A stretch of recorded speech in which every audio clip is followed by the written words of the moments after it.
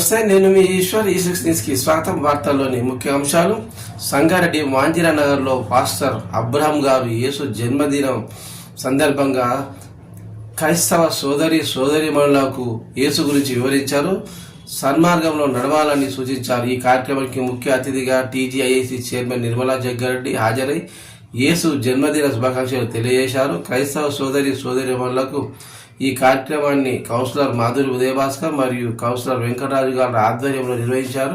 ఈ కార్యక్రమానికి వచ్చిన యేసు భక్తులకు కూడా అన్నదాన కూడా చేశారు.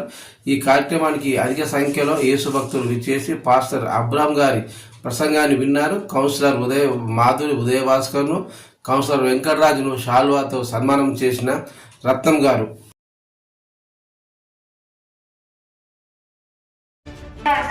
ఆయన బ్రహ్మను ఉన్నాడు. చెప్పండి, ఆయన పుట్టక ముందు ఎక్కడున్నాడండి? ఆయన జన్మించే ముందు ఎక్కడున్నాడు? తన రోమన్ అంటే ఆయన అంతరంగములు, ఆ అంతరంగంలో ఉన్నటువంటి ఆ కుమారుడు కాలం మట్టి ఇంకా పుట్టలేదంట. ఎంత మట్టి చెప్పాలి, సరిగ్గా వచ్చానన్న. ఎంత మట్టి పుట్టలేదంట? రవ్వంతైనా మట్టి కలగక ముందు దేవుడు మానవుణ్ణి ప్రేమించినాడు. రవ్వంతైనా మట్టి కలగక ముందు. అప్పుడు ఇక మనిషి మట్టే పుట్టలేదు. అప్పుడు నేను మీకు ఇలా చెప్తే అర్థమవుతుంది. మీకు 3 అధ్యాయాలు మీ ఇంటికి వెళ్ళాక చదువుకోండి. కీర్తన 8 అందరూ చెప్పండి. పెట్టి ఉన్నాము.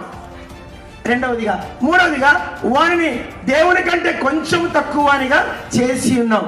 ఈ 3 మాటలు మీకు చెప్పాలంటే, ఆ జగత్తు పునాది వేయబడక మునిపే దేవుడు మానవుని ప్రేమించిన స్థితిని మీరు అర్థం చేసుకోవాలి. దేవుని సంకల్పం ఏంటంటే మనమే మట్టే పుట్టలేదు. ఆయన సంకల్పంలో మీకు చిన్న ఇలాగ చెప్తే అర్థమవుతుంది. దేవుడు మీటింగ్ పెట్టాడు. మీకు అర్థమయ్యేది చెప్తున్నా ప్లీజ్. ఈ బైబిల్ ఇలా ఎక్కడ ఉందని ఒక ఆయన అడిగారు నన్ను. మీకు వాక్యమును కొంత ఇచ్చట కొంత అచ్చట అంత కలుపుకొని చదవాలి. అప్పుడు దేవుడు తన అనాది సంకల్పంలో ఆ మహాసభలో, యథార్థవంతుల సభలో ఆ దూత